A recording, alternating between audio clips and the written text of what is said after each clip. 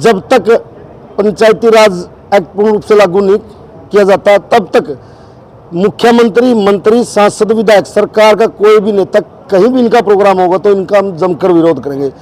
और जब तक हर गांव के बाहर हम एक बोर्ड लगाएंगे, अब जैसे किसान आंदोलन में लगाए गए थे, बस जब तक पंचायती राज एक्ट पूर्ण रूप से लागू नहीं होता और राइट टू रिकॉल को निरस्त नहीं किया जाता तब तक सत्ताधारी पार्टी का कोई भी नेता अगर गांव के अंदर आता है तो उसका बहिष्कार किया जाएगा। अगर वो फिर भी कोई नेता जानबूझकर आता है, गांव का भाईचारा खराब करता है, तो जो नुकसान होगा उसको जिम्मेवार वो नेता होगा। और 3 अप्रैल को इसी के विषय में हम लोगों ने जंतर मंतर पर एक प्रदर्शन रखा है ताकि हम सेंट्रल गवर्नमेंट को जगाने का काम कर सके कि हरियाणा के अंदर जो हरियाणा सरकार है, खट्टर सरकार, ये ग्रामीण क्षेत्र के लोगों के अधिकारों को हनन।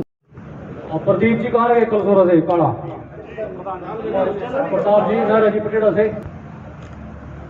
हरियाणा सरकार की मुश्किलें आने वाले दिनों में और ज्यादा बढ़ सकती है क्योंकि सरपंच एसोसिएशन ने एक बड़ा ऐलान कर दिया है कि गांवों के बाहर बोर्ड लगाए जाएंगे।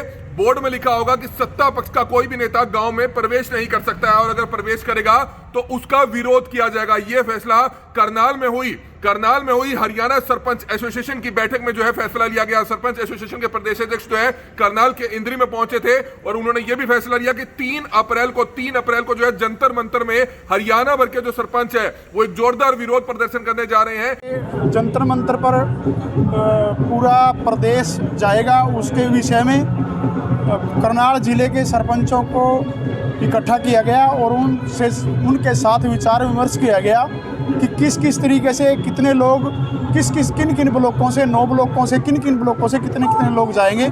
और जब बबली जी का प्रोग्राम था ऑडिटोरियम में, हमारे रेशम जी ने चालू किया था वहां से उनके विरोध बोलना, तो देख लो भी 1 मिनट के अंदर खाली हो गया सारा ऑडिटोरियम और यहीं से विरोध चालू हो गया। उसके बाद तो ये सारा अपनी एकता का परिणाम है। जो सरपंच अपनी जो एकता बनी रही तो उनकी मांगे मानी जाएंगी, सारा काम होगा। नमस्कार।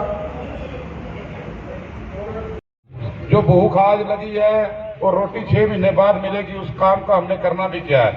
जो ई टेंडरिंग है बिल्कुल फ्लॉप है। सरकार इसको धक्के से हमारे पे थोप रही है।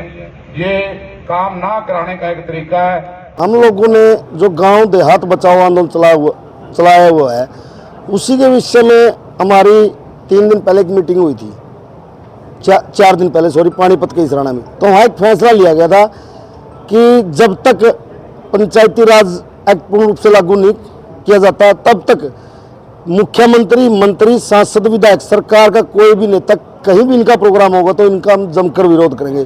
कल भी सार मुख्यमंत्री के प्रोग्राम का हम लोगों ने विरोध किया, वहाँ प्रदर्शन किया उनके खिलाफ।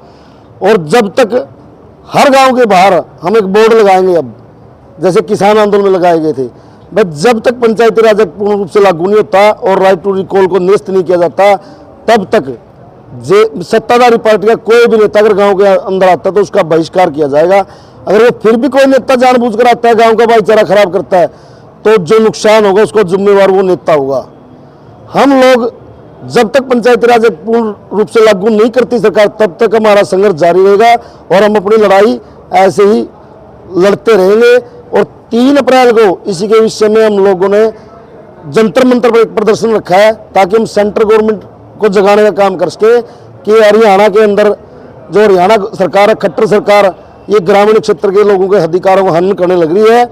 इसी के विषय में हम लोग वहाँ प्रदर्शन करेंगे और हम लोग एक पोल खोलो अभियान चलाएंगे। अब जंतर मंतर पर पूरा प्रदेश जाएगा। उसके विषय में करनाल जिले के सरपंचों को इकट्ठा किया गया और उनके साथ विचार विमर्श किया गया कि किस किस तरीके से कितने लोग किन किन ब्लॉकों से 9 ब्लॉकों से किन किन ब्लॉकों से कितने कितने लोग जाएंगे, उसके बारे में विचार विमर्श किया गया। किशन जी, आपने मंच के माध्यम से कहा कि दोबारा अगर बीजेपी सरकार बन गई तो पंचायती राज 0 समझा जाएगा, ये क्या बात है? ये बात है जी, जैसे अब ग्राम सभा को ख़त्म कर दिया, जब विधानसभा में और लोकसभा में और ग्राम सभा में बराबर अधिकार हैं, 29 अधिकार बराबर के हैं सभी तीनों सभाओं के पास, तो ग्राम सभा को क्यों ख़त्म किया गया? क्या आपत्ति आ गई थी? क्या ऐसा प्रॉब्लम आ गई थी सरकार को जो ग्राम सभा को ख़त्म किया गया? तो जब वो अपने अधिकार बराबर ले रहे हैं, संविधान के पूरे अधिकार ले रहे हैं, तो ग्राम सभा को पूरे अधिकार क्यों नहीं दिए गए? उसको बार बार उसमें संशोधन क्यों किया जा रहा है? बार बार उसको खत्म करने का काम क्यों कर रहे हैं? तो क्या जैसे सीमेंट साहब ने कहा तो तमाम गांवों के बाहर पोस्टर लगाए जाएंगे, बैनर लगाए जाएंगे कि कोई सत्ताधारी नहीं अंदर घुसने दिया जाएगा? पूरे प्रदेश में, हमारे अध्यक्ष जी ने बोला, पूरे प्रदेश में हर गांव में, गांव के बाहर बोर्ड लगाए जाएंगे कि जो भी, जिसने भी हमारे अधिकार को खत्म किया है उनके विरोध में रहेंगे अब पूरे प्रदेश। हालांकि जो ई टेंडरिंग का मुद्दा है वो लगातार बढ़ता हुआ नजर आ रहा है। जहां पहले 2 लाख रुपए की राशि थी, लेकिन पिछले दिनों मुख्यमंत्री हरियाणा मनोहर लाल खट्टर ने उसको 5 लाख रुपए कर दिया था। लेकिन सरपंच जो है हरियाणा भर के इससे भी संतुष्ट नहीं है और बड़ा फैसला उन्होंने ले लिया है। उन्होंने कह दिया है कि 3 अप्रैल को दिल्ली के जंतर मंतर पर जाकर वह जोरदार विरोध प्रदर्शन करेंगे।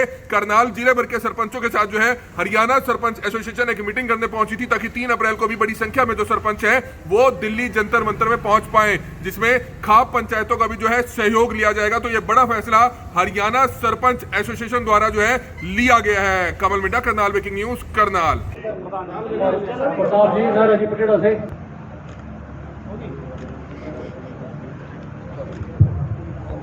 श्याम सिंह जी, शशि जी, डाल दी माड़ा।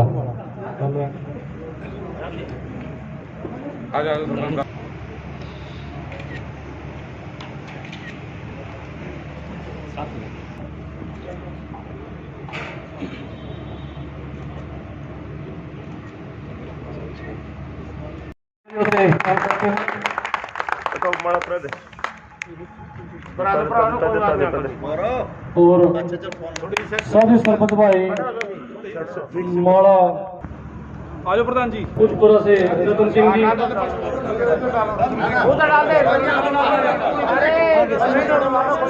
फोटो आनी बंद होगी प्रधान की, गर्दन भारी होगी।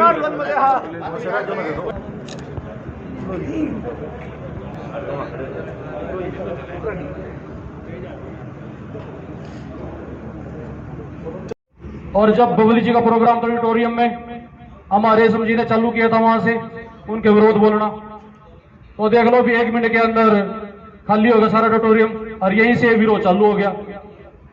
उसके बाद तो ये सारा अपनी एकता का परिणाम है। जो सरपंच अपनी जो एकता बनी रही तो उनकी मांगे मानी जाएंगी, सारा काम होगा।